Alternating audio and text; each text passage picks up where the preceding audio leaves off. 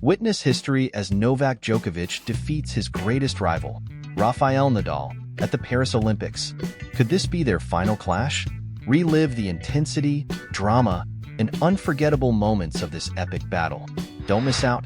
Hit that like button, subscribe for more thrilling updates, and share your thoughts on this legendary rivalry in the comments below.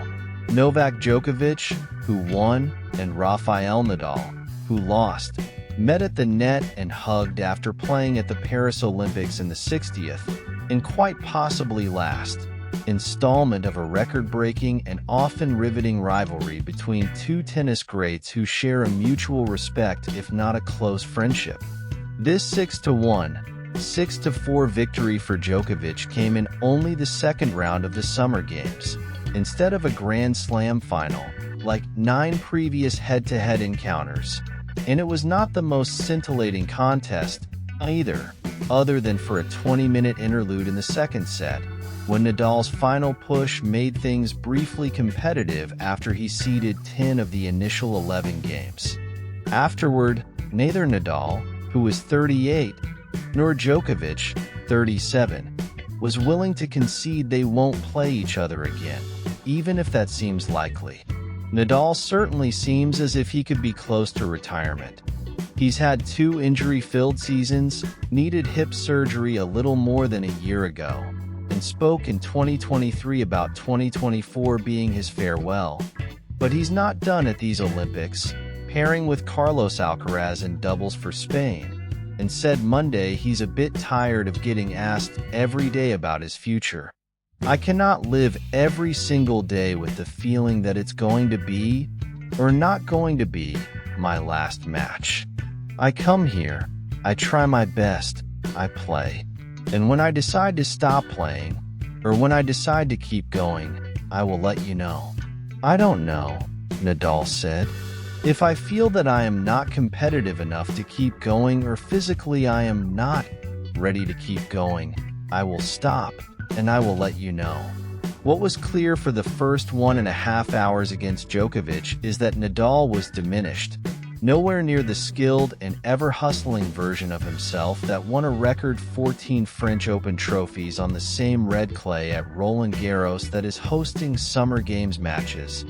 He acknowledged as much after leaving court Philippe Chatrier, where fans repeatedly tried to encourage him with chants of RAFA. RAFA. Playing against Novak without creating damage to him, and without having the legs of 20 years ago, is almost impossible, said Nadal, whose right thigh has been taped up for all of his matches in Paris. Djokovic was asked whether this might mark the end of head-to-head competition between the pair. Of course it can be, but we don't know that. It really depends on many different factors, the Serbian said.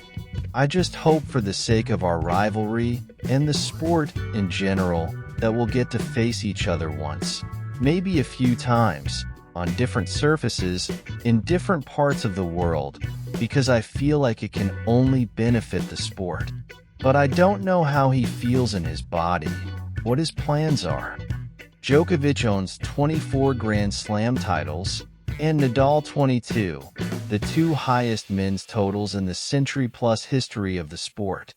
Both have been ranked number 1, and no pair of men has played each other more often in the professional era. They are 2/3 of the so-called Big Three of men's tennis, along with Roger Federer, who retired with 20 slam titles, a cohort that enjoyed unprecedented success and prompted endless debates about which is the GOAT, greatest of all time. But Nadal, a gold medalist in singles and doubles at past Olympics, and Djokovic, who says adding a gold to his otherwise glittering resume is a priority, are accustomed to meeting, and fans are accustomed to watching them in the latter stages of events.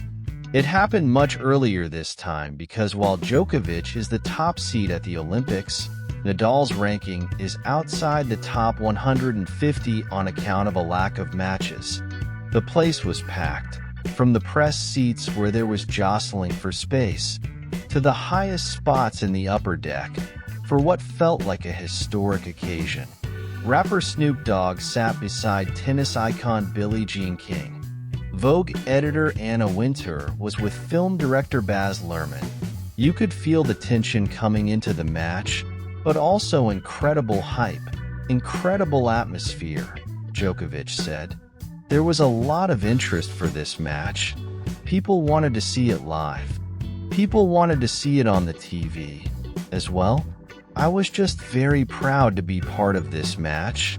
After a ho-hum stretch, the indefatigable Nadal finally got going, transforming it into something competitive, which surely no one, least of all Djokovic, found too surprising. If you give him time, he can hurt you. We know that. I've experienced that in the past, Djokovic said. I started to hesitate a little on my shot. He stepped in. The crowd got involved. Nadal captured 4 consecutive games in the second set, including a forehand winner to break to make it 4-all. He raised his left fist, drawing roars from the stands.